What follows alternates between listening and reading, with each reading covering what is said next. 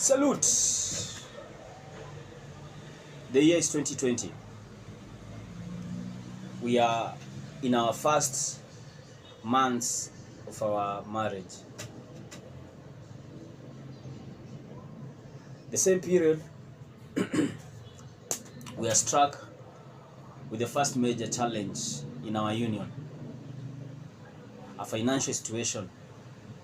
COVID has struck the world, and we are inside our first ever lockdown as a country, or what would be our first lockdown in a country, Kenya. Businesses are starting to struggle, and so are we. Besides the challenge, the financial challenge we are facing, we also have the good news that we are expecting our firstborn. And this is a situation that we've never been in.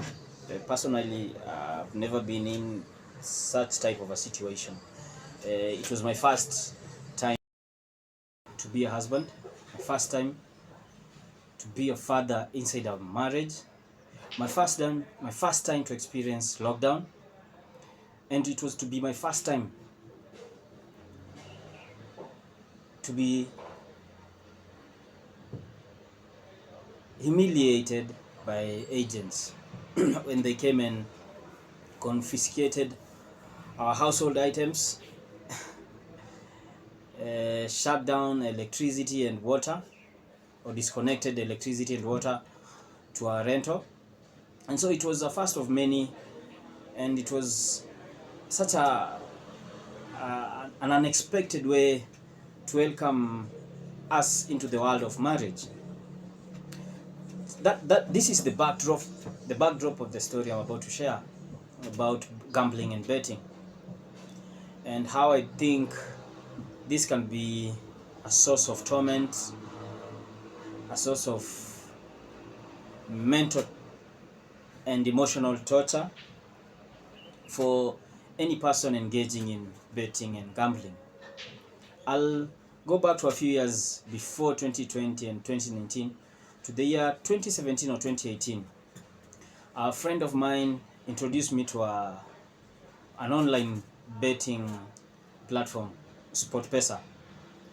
This friend of mine was so good at it. He used to win some huge amounts of bets, and he used to bet with huge amounts too. He could bet with 10,000, 5,000, and this was an amount I could not even figure trying to bet with such an amount, but he used to do it and he used to win. And on a particular Saturday, he placed a stake, he placed a bet on a jackpot, and he expected to win. I bet it was a jackpot or a huge multiple bets. He expected to win a huge bet, but shock on him, before the end of the day on that fateful Saturday, he had won nothing. And he had also at his place of work. Okay, I will not share this story in length, for I've not consulted him or about sharing this story, and I would not be a good friend. It would make me a snitch if I share the whole story. But to cut the long story short, as a result of that betting, he lost his job, and he lost the bet, and his life turned around. Back to my story. So here we are locked. I cannot go to work, I cannot go to my workshop. My wife had no job at that particular time, hata saizi bado hana, and that led us to staying indoors.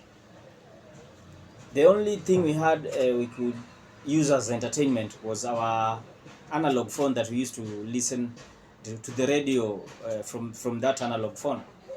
And this is where my mind played tricks on me, if I could say so. I fooled myself that I could give a shot to one of the local radio stations that were airing some of their betting. These local radio stations used to share their till pay bill numbers, and they could urge you to send some 50 or 100 shillings to win a huge amount of money, maybe 100,000 or 50,000. I cannot quite recall the amount. and this huge amount was only for Fridays. So on all the shows from morning to evening, you could win the 50 or the 100,000. And my wise self thought it wise to tell my wife, can you give this thing a try, Bana, and see if we can get ourselves out of this situation, these financial situations. So in my mind, I thought God would be so merciful and would shine his light on us and allow us to win a bet or two, and with the stake we could pay our rent or arrears and welcome our baby in style. And that was 2020. Up until today, we've never received a call of winning. And we used to bet from the little money that our friends could send us. We could buy some food here and there, and we could get some few amount, some hundreds, and place our bet. And now sitting back and looking at that phase of our life, that desperate spot we were in back then, I could try to imagine what gets into someone who is trying to bet and what they think. I'm not a specialist in mental issues, I'm a psychology, but I know the expectations one has when they place their bet or they gamble.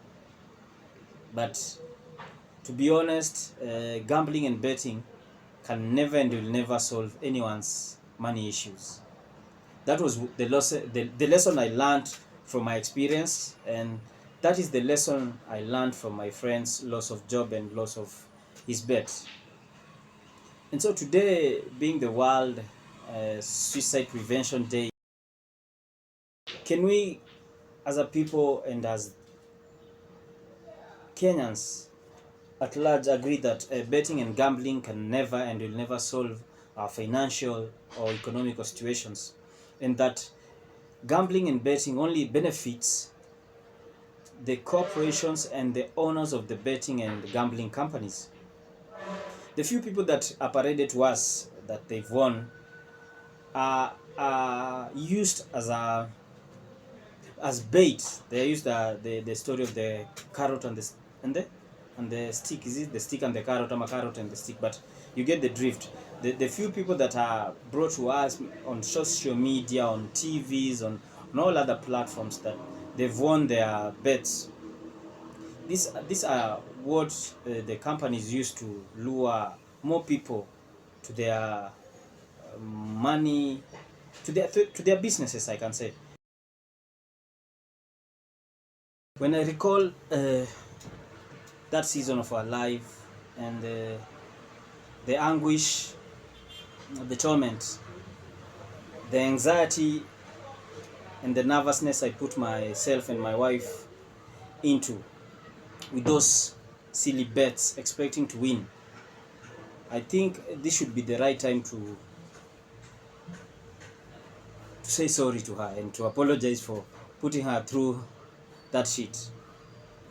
And it is at this time, when my finances are not in order, I tend to to think about the money that I lost that time and how I should have used it well and wisely during our financial constraint period. But yaliyopita si ndwele. We are in our different season. That season is behind us, and I hope where you are and wherever you're watching this video from, you are staying away from betting and staying away from gambling. But if you are participating in the activities, I mean in the gambling and betting habit, you can engage me and tell me about your winnings and how you've managed to win throughout, how you've managed to make sure the betting house is losing and you're winning. Otherwise, stay away from betting. Do what you should. Bet on yourself, bet on your business, bet on your work, bet on your employment if you may, but stop betting altogether. It is not good for your health, it is not good for your finances, and it will never be good unless you're the owner of the betting company. So today, that was brief, that was all that I had. And as I have stated, today is World Suicide Prevention Day. Let us work on ourselves. Let us share with each other the things we are going through during this tough financial period in our country. It is tough for me. I know it is tough for you, and if it is not tough for you, good for you. You can be of help to those who come to seek for help from you. Otherwise, until my next video, salute.